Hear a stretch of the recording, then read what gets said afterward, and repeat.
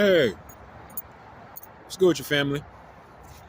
So I wanted to make this quick video to talk about something that Moore gave me a call and brought to my attention. Maybe I haven't made it too clear. There's not a lot of people who talk about how to correct your status if you weren't born in this particular country called the United States of America, but you were born on the American continent. You're in this society now and you're trying to make a change. One thing you have to know is that you're in a much better position than the U.S. citizen, being a green card holder.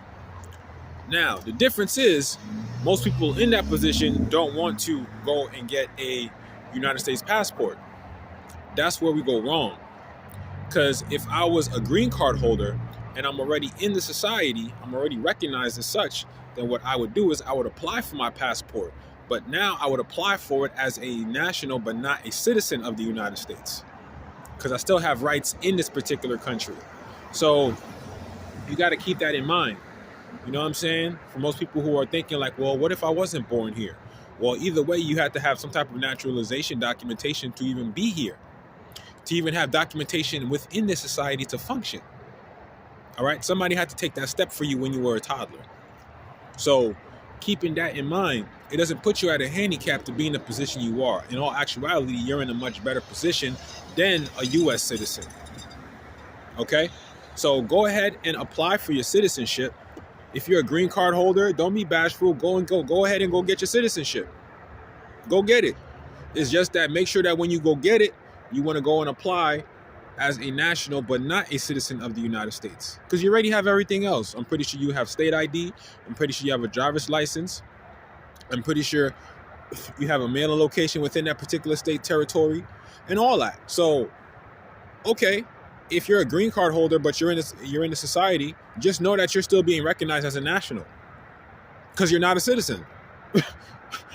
You see what I'm saying? So if you're here and you know who you are and you want to correct that, all right, it's 10 times easy now. Now, if you choose to, it's on you now. If you want to go and make the change via the name change petition to your title and go and update everything else from there, because most people who are not born here, when it comes to race and ethnicity, they're normally right down the country they're from. Like if for example, if I was born in Senegal and my parents naturalized me when I was a baby coming over here, then they would have wrote down my nationality as Senegalese. You see what I'm saying? So most people who aren't born here have their nationality already on the record because they're not a citizen. So with that being said, just because you wasn't born in the United States of America, but you was born on the American continent, don't mean you're not an American Indian. Because an American Indian is a person having origins in any of the original peoples of North, South, and Central America. Okay? So it all counts. So don't discredit it like it don't mean nothing. It do.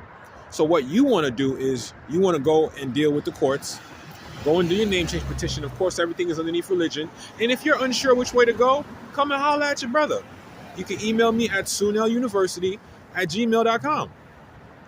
You know what I'm saying? I'll repeat that, quuneluniversity@gmail.com. And if you're unsure, the link will be in the description, as well as a few other links, okay? So come holler at me if you're in that type of scenario and you're unsure about what to do, but you know you want to move properly. We're still going to go get your citizenship. It's just not the type of citizenship that you're thinking. You're thinking you're going to go and get a U.S. citizenship.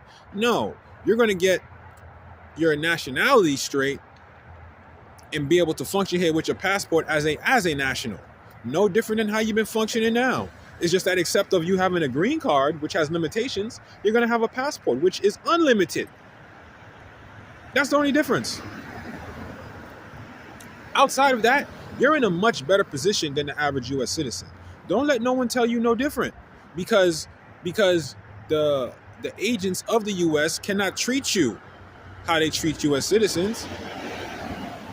This is why it's such a big push for us to be who we really are, which is a national but not a citizen. I can't be a subject of something that I created. You get what I'm saying? My ancestors can be U.S. citizens because they created the United States of America. That means they sat outside and above that to create that. You can't build something that you're already in. You got to be outside of it to be able to build it. Okay? So if they built the United States of America, it's because they weren't U.S. citizens. They were nationals of the American continent. Okay? They were nationals of the several states. Okay? They were nationals of the United States of America and General Congress assembled. They were the nationals. And so were we. Remember, we have been warring the whole time. So never in my lifetime did I go and voluntarily say, hey, I relinquish all rights and hereditaments and inheritances from my Aboriginal ancestors. Nobody, I didn't do that voluntarily. Niggas miseducated and tricked me into thinking that I was from Africa to help me go along with that story. But I never in my own heart went and say, hey, I relinquish all allegiance to my ancestral ties. No, we didn't do that, see, because we had a war. And when the war was done, there was a winning side and a losing side. So the winning side normally will take the booty and the prize of the losing side, meaning they'll take the captives, they'll take the money, they'll take the wares, they'll take the horses, the camels, the whatever. Okay? So when we say we are prisoners of war, that means something. A prisoner of war is someone who was taken captive from their original country after losing the battle. Right? A lot of us got killed. A lot of us got captured. Okay? So the whole thing about expatriation, I can't expatriate from the United States because I never relinquished my allegiance to my original government. I'm a prisoner of war, aka a ward of the state. You see how that ward, W-A-R-D, the word war is still in the word ward. War. Okay, I'm a prisoner of war, aka a ward of the state. All right? Hey, we win some battles, we lose some battles, but we need to know where the fuck we came from so we can get shit straight, right, and exact. So for people who are green card holders, don't think that you're in a bad position. You're in a pretty good position. Okay? Because you're already not a citizen. So it's nothing to transfer from being, hey, a permanent resident alien to being a national but not a citizen of the United States. Because that's what you're operating as right now anyway. Might as well get it legalized and on paper. So you don't have to worry about deportation. You don't have to worry about anyone affecting or trying to affect you and your civil status.